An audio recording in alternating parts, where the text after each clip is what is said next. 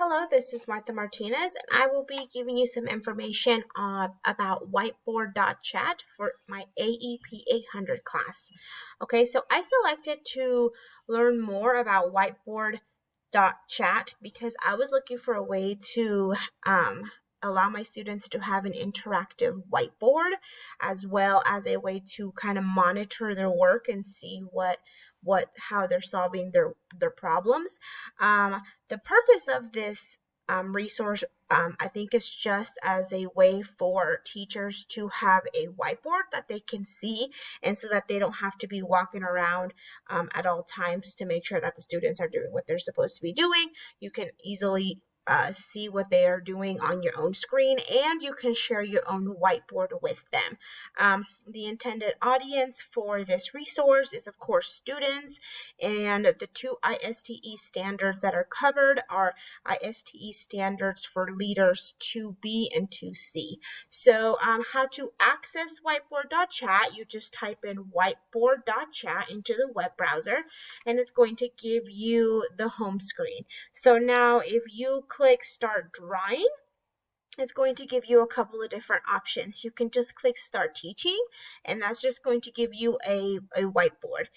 You can do Start Collaborating, and that's going to give you a single whiteboard that a whole bunch of people can be drawing at the same time.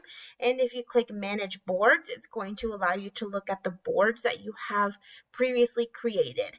The only thing with Manage Boards is you have to sign up for an account in order to be able to do that. So you can, it's absolutely free to do so.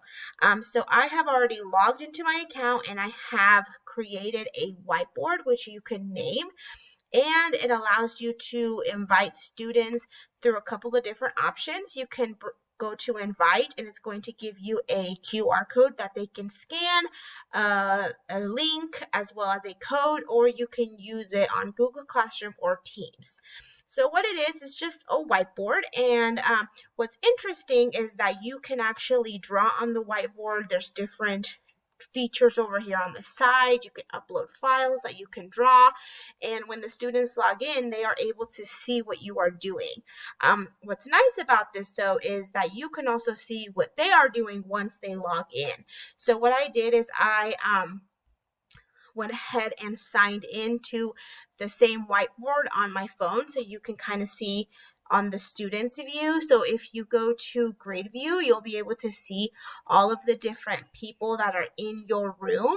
And what happens is whenever I type in on my whiteboard, then I can see it on the board, which is pretty neat for you as a teacher to see who is doing what and what work is being shown. So I really enjoy that feature. It makes it a lot easy to kind of pinpoint and keep track of who is struggling, and then you could definitely pull them off to the side and work with them on that specific skill. So that's how I would use it, is as a way to monitor my students and to see who I need to make sure to work with because they're not understanding the concept. So I think this is a great app. I really think that it's fantastic that it is free, and that you are able to show them your board and that you can see their board. There's a bunch of different options. So the students have the ability to raise their hand, and then on your screen you see,